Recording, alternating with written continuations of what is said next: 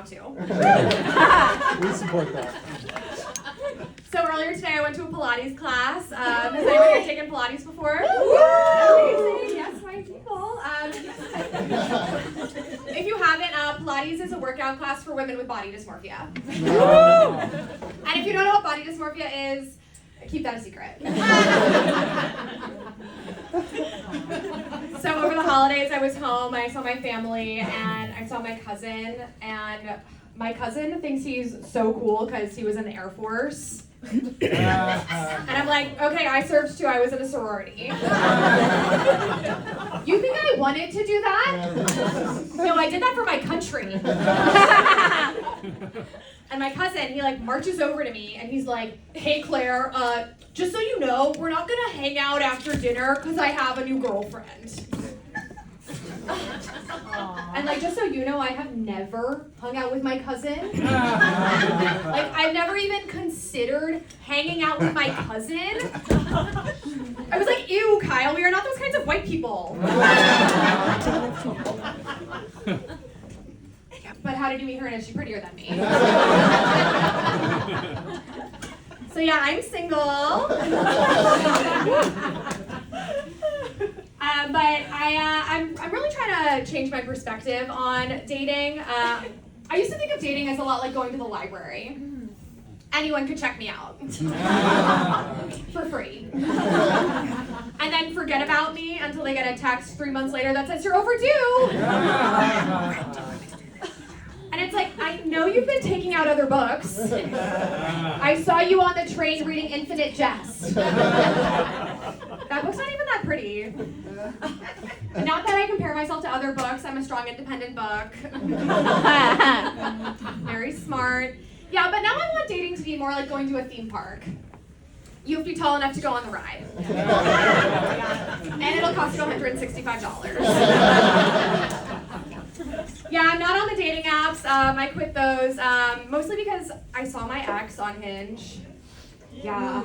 And one of the questions on his profile was, what's the biggest risk you've ever taken? Yeah. And his answer said, quitting my job in finance to take a role in tech. Yeah, changing your LinkedIn status is not a risk.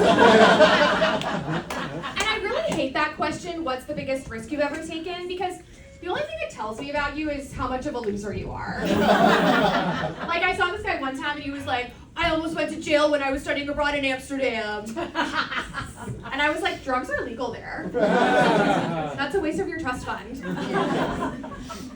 And I also see this one a lot. Guys will say their biggest risk is moving to Chicago. And I'm like, you're from Schaumburg and you still hang out with your high school friends.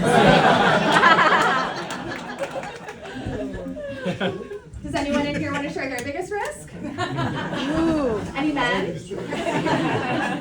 Show's literally called Hecklers. I'm asking you guys to talk to me. This will never happen again, okay? Biggest risk coming to a heckler comedy. You don't even have to do anything. You just get to sit there. I'm working. I'm at work. I took the L today. Okay. Again, you're also a man, so I don't consider that a risk. Yeah. Do you guys want to hear my biggest risk? Yes. Walking alone at night. Yeah, but I'm single, so it's all good. So something else about me is I'm a really big history buff. I really love learning about American history, mostly because it, no, I'm not even going to go there. But yeah, I used to be really obsessed with knowing like dates and facts, but like that's not really the point of understanding history. No, the point is correcting men when they're wrong.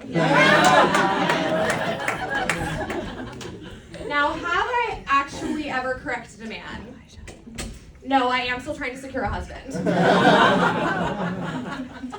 But right now, what I'm really interested in is Reconstruction. And that's the 20 or so years after the American Civil War, when the Union was trying to patch things up with her toxic ex. And I'm like, girl, it's not worth it. No matter what you do, he'll still be racist. Even if you wait 165 years. And I'm really interested in James Garfield. He was the 20th president. And he was assassinated 3 months into his presidency and then died shortly after from sepsis. And the biggest tragedy about James Garfield is he couldn't live up to his promises, just like every guy I've ever dated. Yeah, learning history is really about how it affects now, connecting the two. We're all the same over time. Yeah. But something about my personal history, something that's really exciting, is as of January 1st, I am 4 years sober from alcohol. Whoa! Thank you. And I did used to drink. I partied really hard. There's two kinds of girls who don't party. There's the ones who've been there and the ones who never did.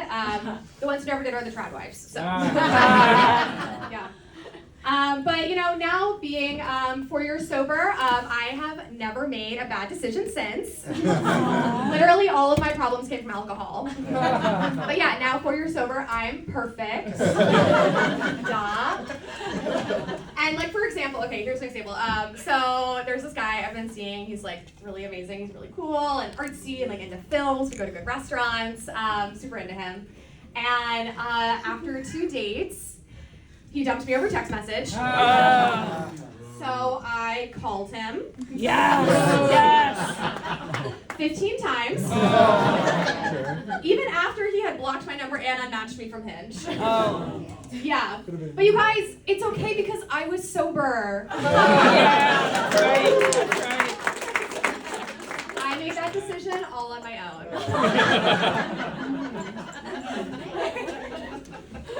And sometimes when you sit with your decisions, you need a little distraction. So I was listening to my favorite musical. It's called Sunday in the Park with George. Woo! Thank Oh. you, yes. It's about the painter George Seurat. He actually painted Sunday on the Grand Jet. It's at the Art Institute here in Chicago. Yeah, amazing painting. I actually went to go see it yesterday. I kind of cried when I walked in and saw it. I've seen it before, but when you're overjoyed with emotion. But the musical is about George, and he's this tortured artist who's really frustrated with his career and absolutely cannot communicate his needs. And I was like, oh, I don't need a musical for that. I could just date another stand-up comic. Yeah, and I was listening to the score, and I was lamenting my own creative practices, and I was like, am I the tortured artist who's really frustrated with her career? Who absolutely cannot communicate her needs?